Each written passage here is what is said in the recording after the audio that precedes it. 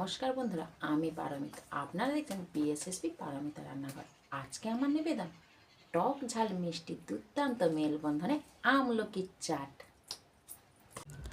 যা এক কামড়েই মন ভরিয়ে দেয়। কাঁচা আমলকি, টক ভাব, ঝাল আর হালকা মিষ্টির ছোঁয়ায় একেবারে মনটা ভরিয়ে যায়। এই চাট শুধু মুখরোচক নয়, স্বাস্থ্যের পক্ষেও খুব উপকার।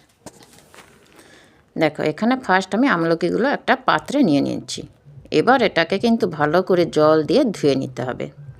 এবার ভালো করে কিন্তু চটকে ধুয়ে নিতে হবে, কেননা দোকানে যেহেতু কেনা, তখন আমলকিগুলো কিন্তু অনেক সময় মাটি লেগে থাকে। তার জন্য আগে ভালো করে চটকে ধুয়ে তারপর এবার মুঠিতে হোক বা তোমরা ছুরি দিয়ে এরকম ছোট ছোট একেবারে পাতলা পাতলা করে কেটে নিতে হবে। তাহলে তোমরা যে ট্রেনে বলো বা রাস্তার ধারে কিংবা দোকানে যে একেবারে শুকনো আমলকিগুলো পাওয়া যায়, পুরো তার মতো টেস্ট লাগবে যদি এইভাবে একেবারে পাতলা পাতলা করে কেটে নাও।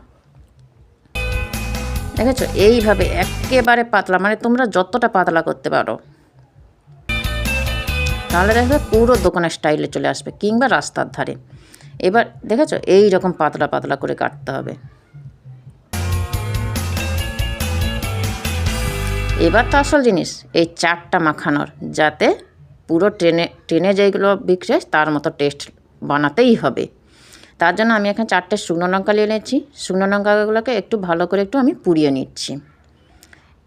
দেখেছো, 4টে শুকনো লঙ্কা নিয়েছি।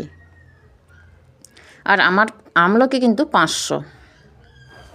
এবার 4টে শুকনো লঙ্কাকে 1 চামচ লবণ দিয়ে ভালো করে কিন্তু শুকনো লঙ্কাকে মেখে নিতে হবে।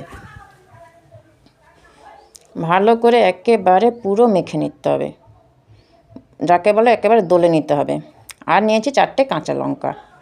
কাঁচা লঙ্কাটাকেও কিন্তু ভালো করে 1 চামচ লবণ দিয়ে একই রকম ভালো করে দলে নিতে হবে, যাতে একেবারে ঝাল ঝাল লাগে। এবার শুকনো লঙ্কা আর কাঁচা লঙ্কাটাকে ভালো করে মিক্স করে নাও। মিক্স করে নিয়ে ওই আমলকির সঙ্গে ভালো করে মাখিয়ে নাও, ভালো করে চটকে চটকে মেখে ওপর থেকে নিচ থেকে ওপর। আর হ্যাঁ, এই সময় কিন্তু তোমরা 2 চামচ আমলকিতে নুনও দিয়ে দেবে। একটু বেশি করে লবণ দিলে তোমরা এনাফ কিন্তু 1 থেকে 2 মাস পর্যন্ত রেখে দিতেই পারবে, কিচ্ছু হবে না, কোনো গন্ধও করবে না, কোনো নষ্ট হবে না।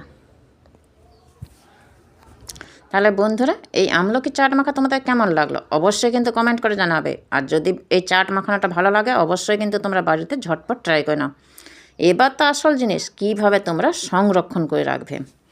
একটা বড় একটা থালা নিয়ে নেবে, কিংবা যে কোনো খুশি একেবারে পুরো, মানে যত বড় থালা হয়, কিংবা এখন যে বড়ি দেওয়া যায় এরকম কুলফি পাওয়া যায়, তার উপরে খবর কাগজ বিছিয়ে এবার ধাত্রীটা দেখবে মেখে রাখলে 1 ঘন্টা মেখে রেখে দেবে।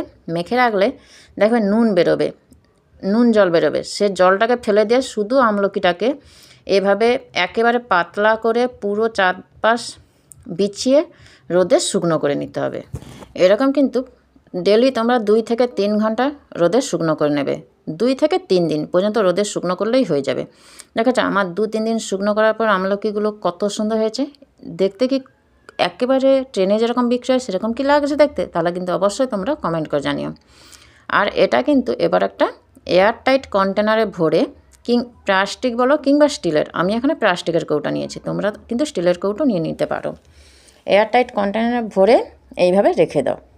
একেবারে এনাফ কিন্তু তোমরা 1 থেকে 2 মাস পর্যন্ত রেখে দিতেই পারবে, কোনো কিচ্ছু হবে না, কোনো গন্ধও করবে না, কোনো নষ্ট হবে না। একেবারে পুরো যেরকম ট্রেনে যেমন বিক্রি হয় সেই রকম টেস্ট তোমরা পেয়ে যাবে এই রেসিপি মেনে যদি তোমরা বানাও। তাহলে বন্ধুরা, আজকের এই আমলকি চাট মাখানোটা তোমাদের কেমন লাগলো অবশ্যই কিন্তু কমেন্ট করে জানাবে। আর যদি ভালো লাগে ভিডিওটি, তাহলে অবশ্যই কিন্তু সাবস্ক্রাইব করে পাশে থাকা বেল আইকনটি প্রেস করে রাখবে পরবর্তী রেসিপি পাওয়ার জন্য। ততক্ষণ ভালো থাকবে, সুস্থ থাকবে। নমস্কার, দেখা হচ্ছে পরবর্তী রেসিপিতে।